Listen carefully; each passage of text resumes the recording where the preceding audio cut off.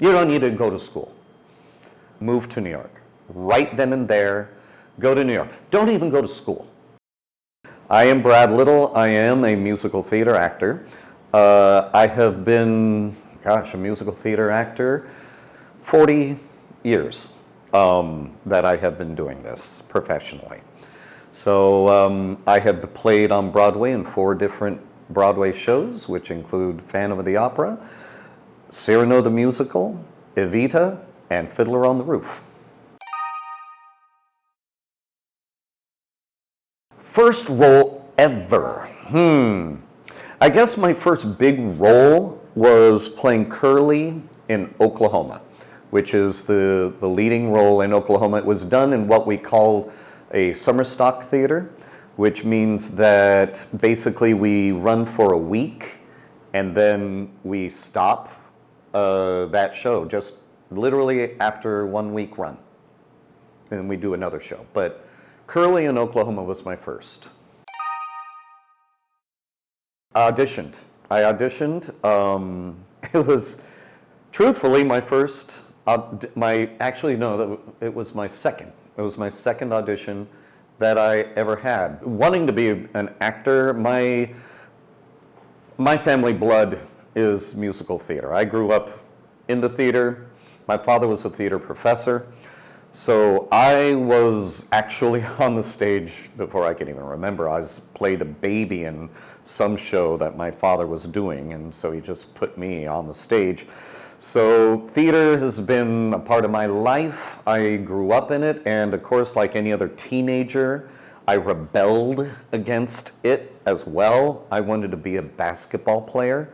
And I was pretty good, but definitely my high notes were better than my jump shot, and I ended up being a theater actor. But to answer, and so that's how I got into it. I was born into the family of musical theater. As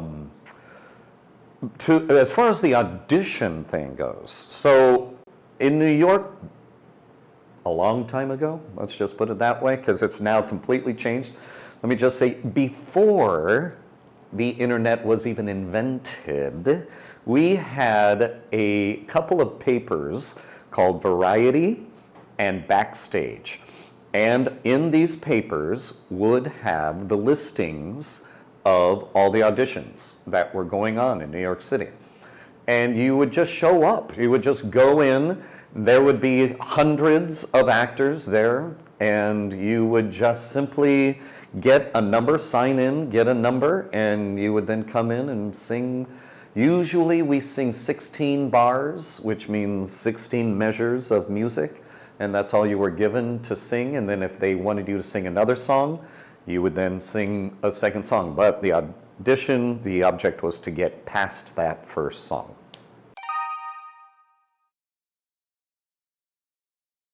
You know, I guess I felt kind of cocky. I felt kind of like, all right, I'm going to be the next big Broadway star. So I kind of went in there with it just being fun. And I wasn't really nervous. And I think that I actually got more nervous the older I've gotten going into auditions. And I wish that I kept doing what I did when, in fact, I keep thinking about, and there's a story that I will tell later, of what it was that I did at the beginning of my auditioning, because that's when I nailed almost every single audition I did. I have sat in on Korean auditions, and they are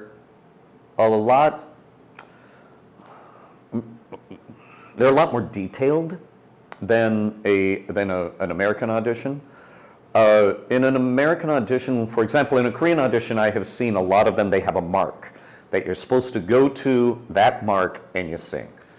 We don't have marks in America. You come in and you take on the room. And the actors that I have seen in performing is so, they come in extremely stiff, in Korea, extremely polite, extremely, just, hi, I'm Brad, and I'm going to sing this song for you. And there we go. And in America, it's like, hey, how's it going? Okay, so I think in America, the idea is you just want to be yourself. You just want to really be who you are. Good, bad, tough, shy, whatever. It's just being yourself. And in America, that's how you get work. They love confidence. A lot of the Koreans that I have seen in these auditions, their own shyness gets suddenly in the way of their singing. And it starts right when you walk in the room. When you walk in the room, I can tell you from the door to the point where you stop, you've either been cast or not. That's 70% of your audition right there. The other 30% would be how good you are.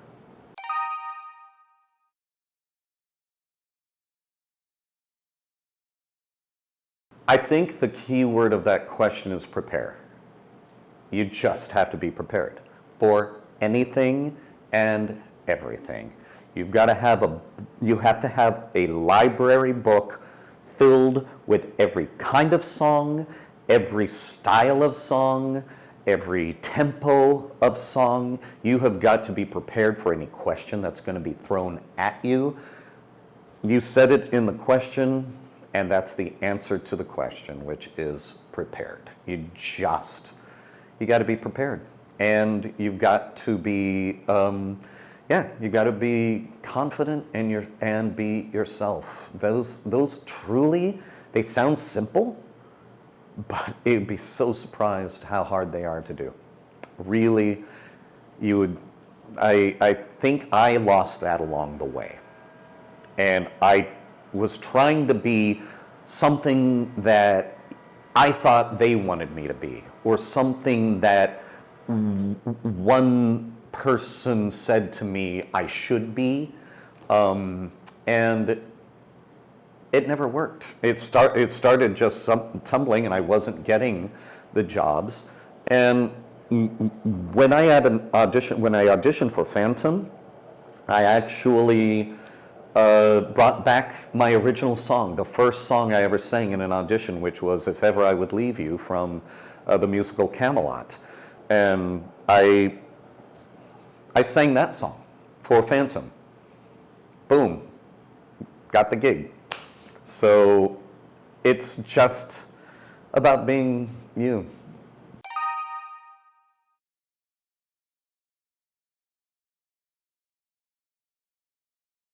No, not always. It depends on your director.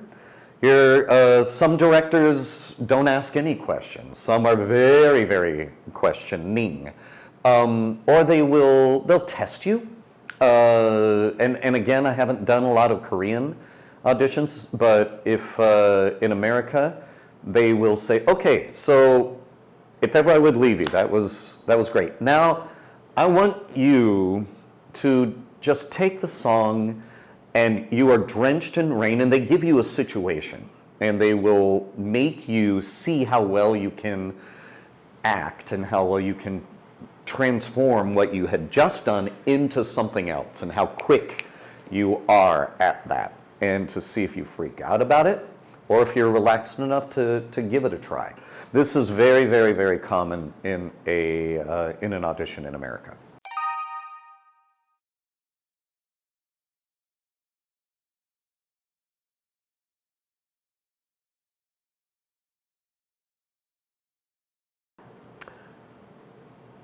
Learn English.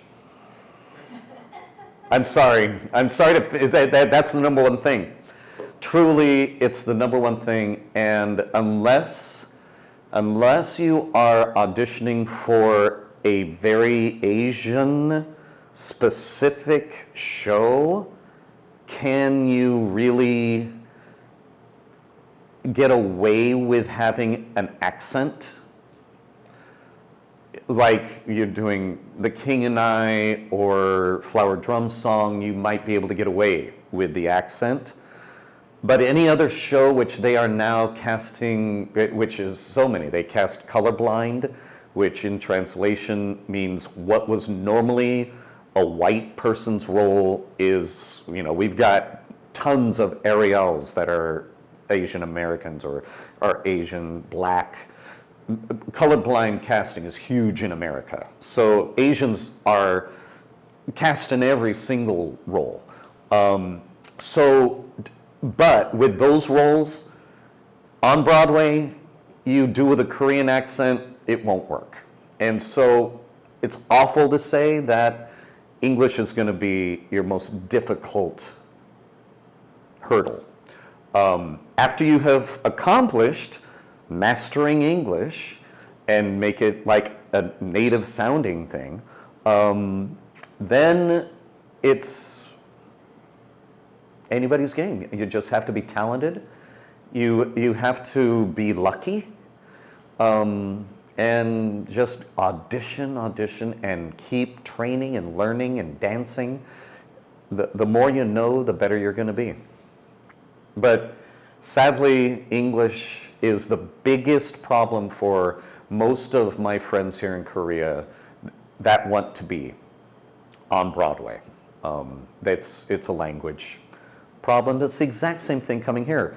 One of my best buddies, Michael Lee, his biggest hurdle are the Koreans just going, I can't stand hearing him speak Korean. And he speaks Korean quite well, but it's not soul perfect Korean. Think of that on Broadway. It's the exact same thing. It's the exact same, scenario.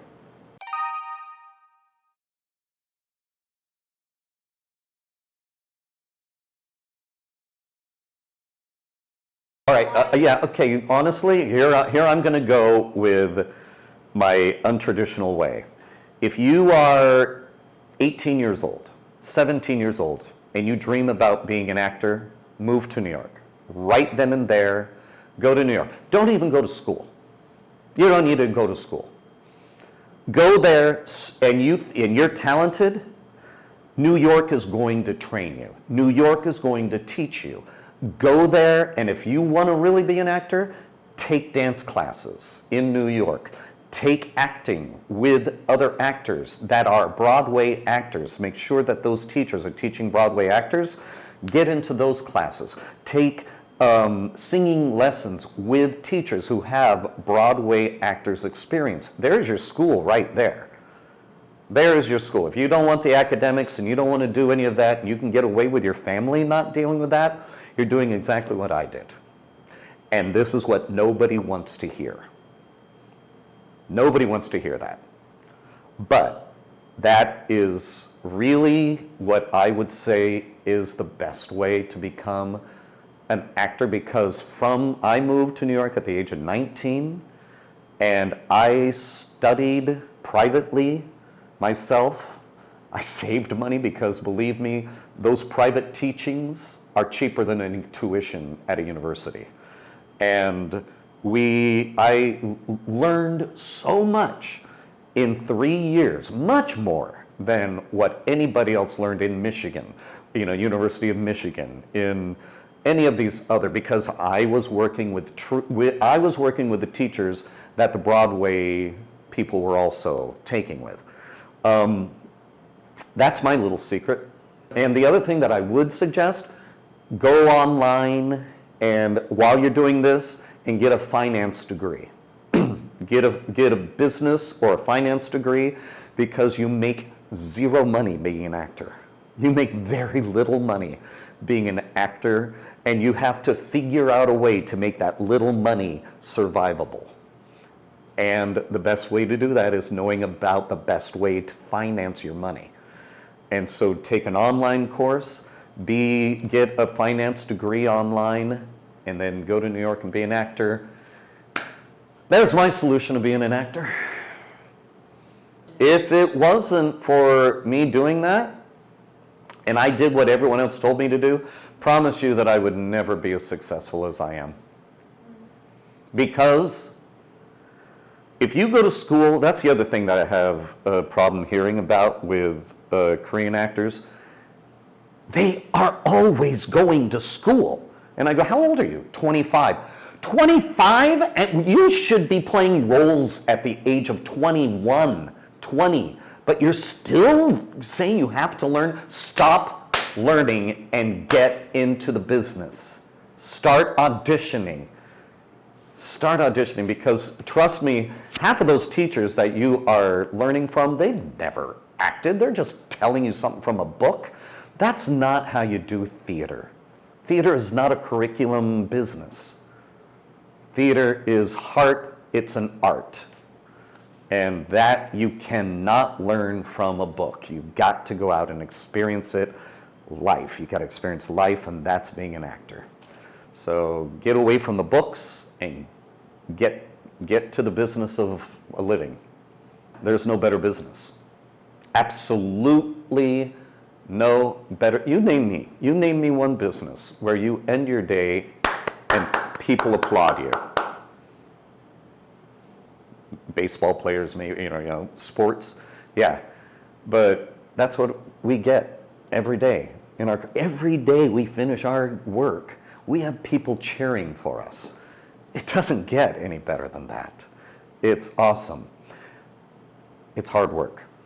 It's it's personal hardship. You get turned down all the time. If you're weak of heart, you're somebody who is not really strong. It may not be your career, but if it's something you have to do, if you have to do it, then do it, because there's nothing like it. There really isn't. It's the best. It's really, really the best job to have.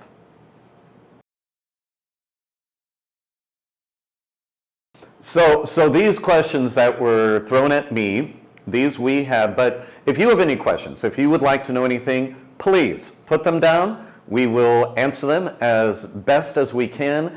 And the normal YouTube thing is, somebody said, do this. So do it.